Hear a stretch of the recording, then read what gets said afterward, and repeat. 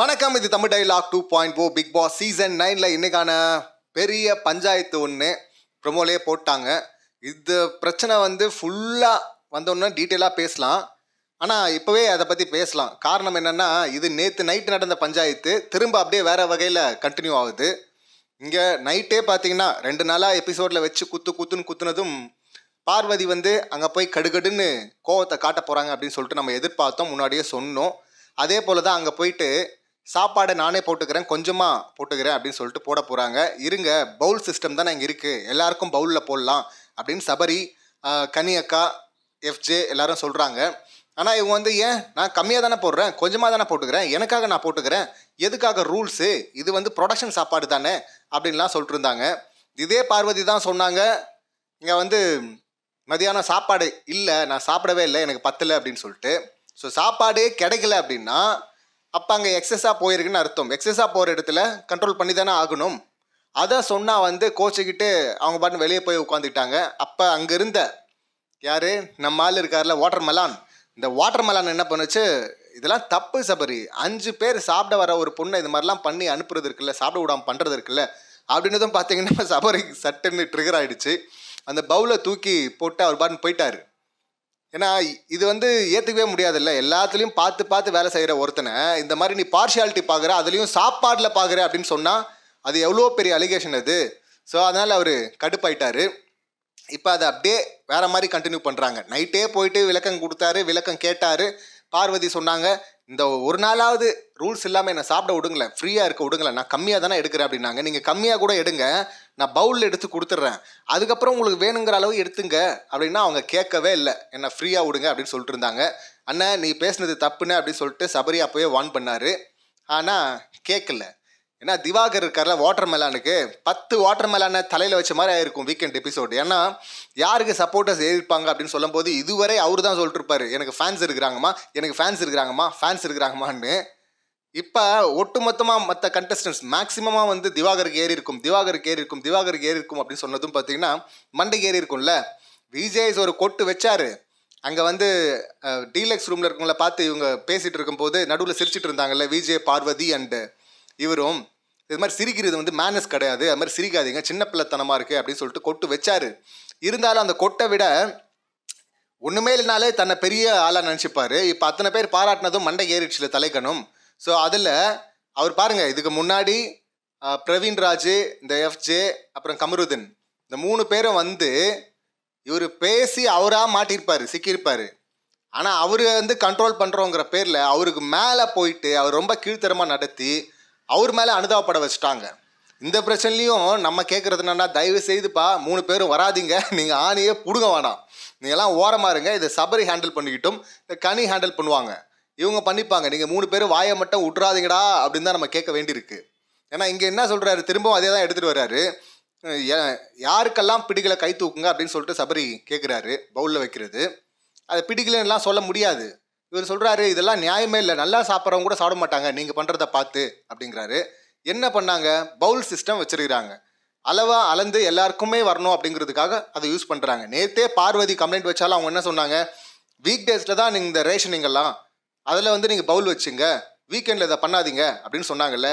அப்போ இது week days தானே, இப்போ பண்ணணும்ல. ஆனால் இவர் வந்து வேணாங்கிறாரு.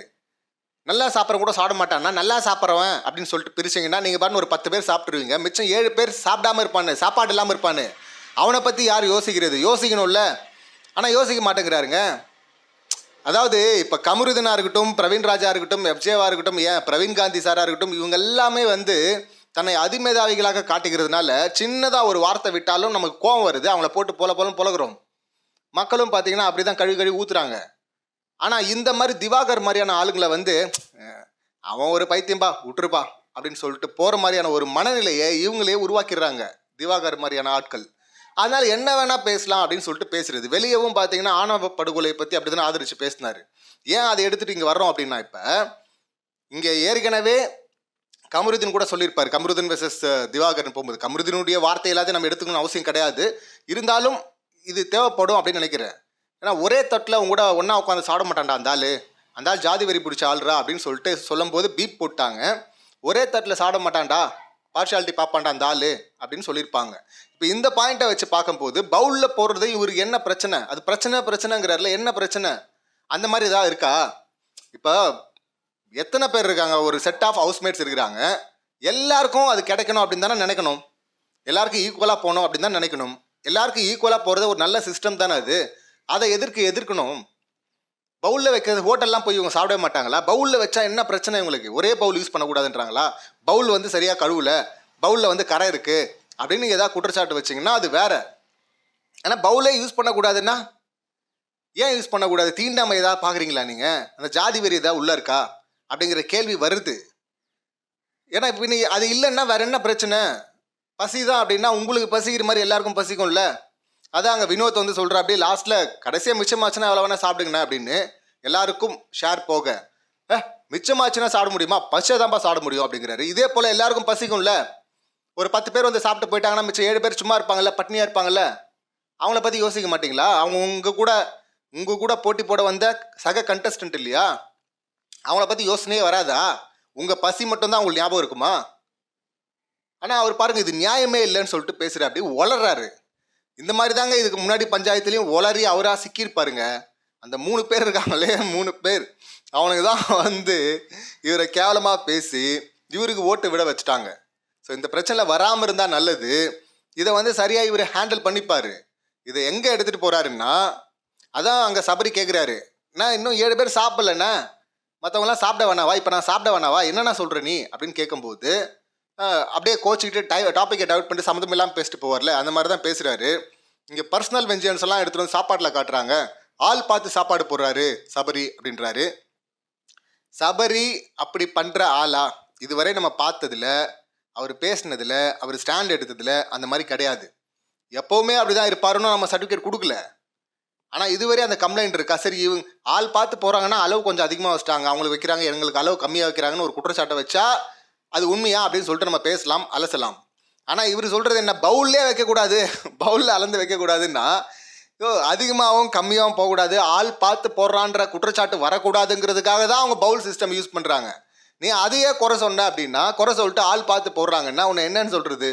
சம்மந்தமே இல்லாமல் உளர்ற மாதிரி இருக்குல்ல. இவரை வந்து ரொம்ப முட்டாளு, தற்கூரி அப்படின்னு சொல்லிட்டு ஒரு இமேஜை உருவாக்கிட்டாரு. அதனால் என்ன வேணால் பேசலாம்னு சொல்லிட்டு அலோவ் பண்ண முடியுமா என்ன? அப்படி முடியாதுல்ல. ப்ரொஃபஸர் லெவலில், மணி ஹேஸ்ட் ப்ரொஃபஸர் லெவலில் வந்து ஒரு பெரிய ப்ரில்லியண்ட்டாக இருந்தால் இதையும் பண்ணுவார். நம்ம எல்லாருக்குமே தெரியும், எல்லாரும் ஒத்துப்பாங்க. இப்போ மக்கள் மத்தியில் இருந்த ஒரு தாட் இருக்குல்ல, இவர் ஒரு சரியான தற்கூரி, கோமாளி அப்படின்னு, ரொம்ப கோமாளி அப்படின்னு, அந்த அளவுக்கெல்லாம் கிடையாதுப்பா, தெளிவான ஆள் தான்ப்பா அப்படின்னு சொல்லிட்டு ஒரு புரிதல் வந்திருக்குல்ல.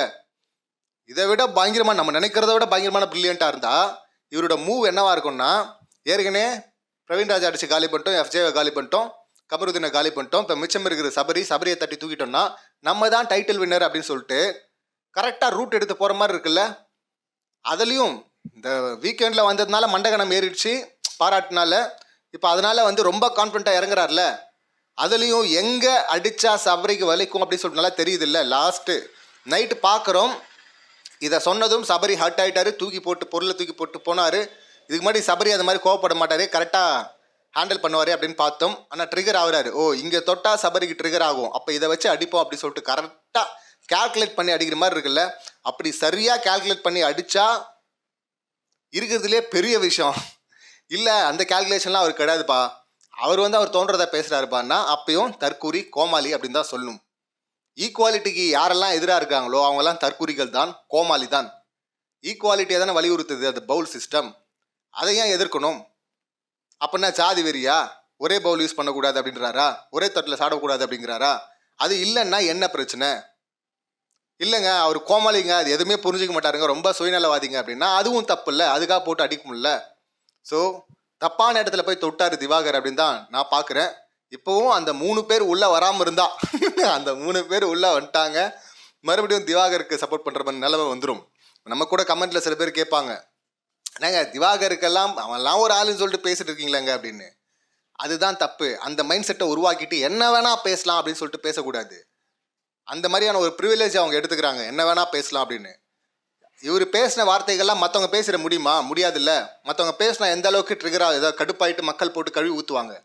அப்போ அதே அளவு இவர் பண்ணாலும் பண்ணோம்ல. இங்கே எல்லாருமே ஈக்குவல் அப்படின்னு தான் நம்ம பார்க்குறோம். ஸோ கண்டஸ்டண்ட்டாக வந்துட்டாரு.